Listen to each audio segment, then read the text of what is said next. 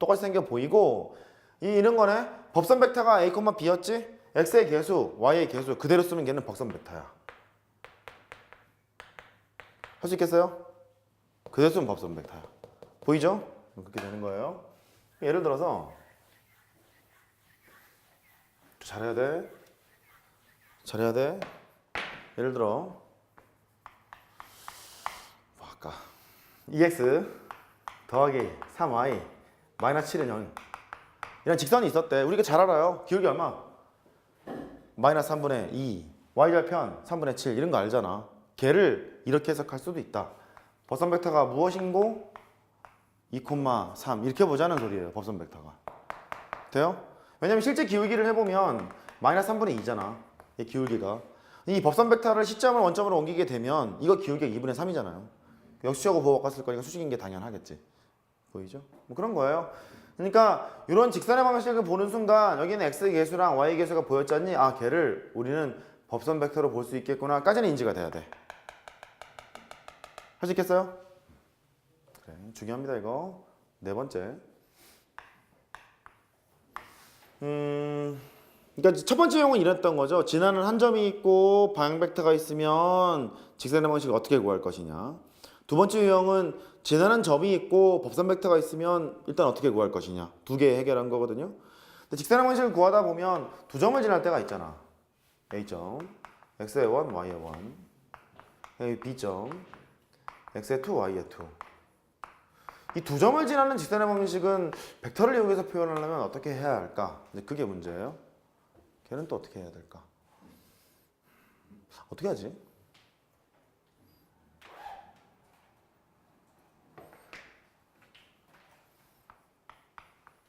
일단 이렇게 변수를 설정해 놓고 문제를 풀겠죠?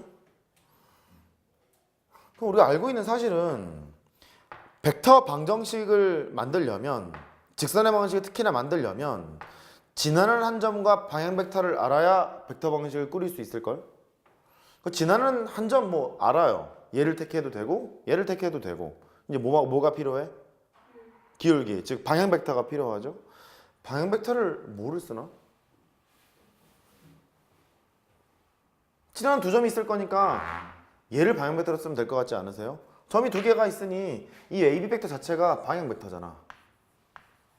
이렇게 보이죠? 그러면 이렇게 할 것 같다. AP 벡터가 있대요. 방향 벡터가 존재한다면 거기 실수배를 하면 되는 상황이었잖아. 그래서 AP 벡터를 일단 쓰러 가. AP 벡터는 x 빼기 x의 1 하는 거죠. 할 수 있죠. y 빼기 y의 1 이게 AP 벡터예요. 된 걸로? 걔가 k 배 d 벡터랑 똑같대. 근데 방향 벡터를 어떻게 할 생각이냐면 얘를 AB 벡터로 할 생각인 거야. 이렇게. 그러니까 AB 벡터를 해보면 이거잖니. x2 빼기 x의 1이 될 거고 y2 빼기 y의 1이 될 거고 이렇게 되거든. k로 이제 묶어치기를 해요. x2 빼기 x의 1이 되고 y2 빼기 y의 1이 되고 이렇게 될 것 같아. 된 걸로? 그러면 x 빼기 x의 1 네가 k에 x의 2 빼기 x의 1 이렇게 될 거고 y 빼기 y의 1이 있었죠? k에 y2 빼기 y의 1 이렇게 했을 거예요. 여기에서 항상 k는 어쪽으로 표현하러 갈 예정이었잖아. k는 어쪽으로 표현하러 가. x2 빼기 x의 1 분의 x 빼기 x의 1이 될 거고 지나는 점을 x1, y1으로 택한 거예요. k y2 y2 빼기 y의 1이 되고 그 다음에 y 빼기 y의 1 이렇게 쓸 예정인가 봐. 됐죠? 따라서 x2 빼기 x의 1 분의 x 마이너스 x의 1 이론은 조금만 신경 쓰면 간단해. 별거 없어요. 아까 얘기했잖아. 문제가 안 풀린다니까? 이런 설명을 관성관성 들어서 모론을 준비를 해야 된다고? K론을 준비해야 된다고. 할 수 있겠어요? 근데 지금 앞서 공부한 직선의 방정식을 보면 이런 상황이었단 말이야. x 빼기 a L이라 하고 는 y 빼기 b m이라 하고 는 k로 할 준비를 하고 있었는데 얘를 보는 순간 지나는 점이 a, b를 알 수 있고 방향 벡터가 모임을 알 수 있어요? LM임을 알 수 있잖니? 그러니까 애초에 두 점을 지나는 직선의 방식을 구하라고 하면 얘를 지나는 점이 되겠다고 생각을 한번 해봐요. 그럼 이렇게 쓸 줄 알아야지. x 빼기 x의 원, 바닥에 좀 이따 깔고, 그 다음에 y 빼기 y의 원, 바닥은 좀 이따 깔고, 바닥에 들어갈 게 그 방향 벡터의 x좌표, 방향 벡터의 y좌표가 필요하잖아. 근데 방향 벡터를 뭘 쓰기로 했냐면 AB 벡터를 방향 벡터로 쓰기로 했지. 그러니까 너에서 너 뺀 게 들어올 거고, 그 다음에 너에서 너 뺀 게 들어올 거니까 이렇게 바로 할 수 있으면 참 좋겠어요. 보여요? 당연히 너도 능케 이룬 홀 마음의 준비를 항상 하셔야 되는 거야. 됐죠? 그래. 잠깐 뭐 필요한 거 메모해 보시고. 이론은 간단해. 너무 간단해서 문제야. 안 풀리는 게 문제고.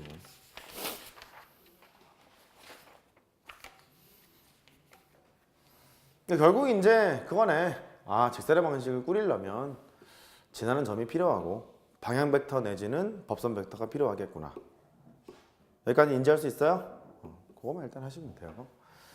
두 번째.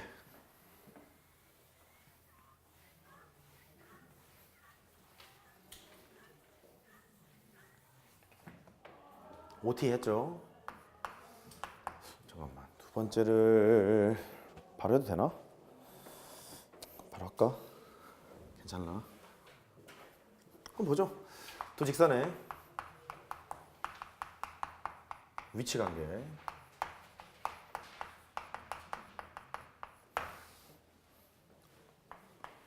방향 벡터를 먼저 봅시다.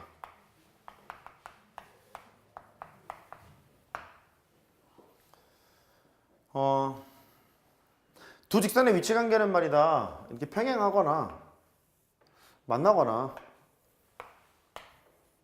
둘 중에 하나잖아요. 그럼 평행하겠다고 하면 두 가지 각도로 이제 해석할 수 있어요. 너의 방향 벡터를 D1 벡터라 하자. 너의 방향 벡터를 D2 벡터라고 하자. 두 직선이 평행하다는 소리는 방향 벡터도 평행하다는 소리니까 직선의 위치 관계를 따질 때 야, 이거 방향 벡터가 실수배인 것 같은데요, 쌤? 이렇게 하시면 돼요. 할 수 있겠어요? 평행할 거니까 실수배다. 또 두 직선이 평행하다는 소리는 아까 우리 법선 벡터를 통해서도 직선의 방식을 꾸렸잖아요. x의 계수, 법선 벡터 x좌표, y의 계수, 법선 벡터의 y좌표 이랬었잖아요. 그러니까 법선 벡터를 가지고 놀아도 될 것 같은 거야. 너 h1 벡터가 있고 그 다음에 여기 h2 벡터가 있어요. 시점을 지금 직선에 붙여놓도록 옮겨놓은 거예요. 둘 다 수직이래. 야, 두 직선이 평행이면 법선 벡터도 평행하겠지? 그래 보이지? 그러니까 마찬가지다. h1 벡터가 있어. K에다가 H2 벡터. 이걸 가지고 놀아도 좋다. 그 소리예요. 평행해. 그러면 방향 벡터를 가지고 놀아도 좋고 법선 벡터를 가지고 놀아도 좋다. 그 소리예요. 잠깐만. 이거 하기 전에 얘를 한번 들어볼까?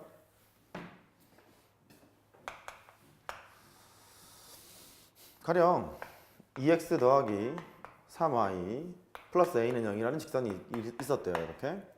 그 다음에 bx 더하기 cy 플러스 뭐 할까요? d는 0이라는 직선이 있었대요. 이 두 직선이 평행하대. 이렇게. 당황하지 말고 x의 계수, y의 계수가 둘 다 법선 벡터죠? 법선 벡터니까 h1 벡터가 2,3일 거야. 이걸 인지하시면 되고 그 다음 h2 벡터가 b,c일 거야. 이런 거 생각하시면 되는 거예요. 그러면 결국 뭐냐면 h1 벡터가 k의 h2 벡터 이렇게 쓰시거나 이제 평행해야 되는 거니까 혹은 뭐 반대로 해도 되잖아.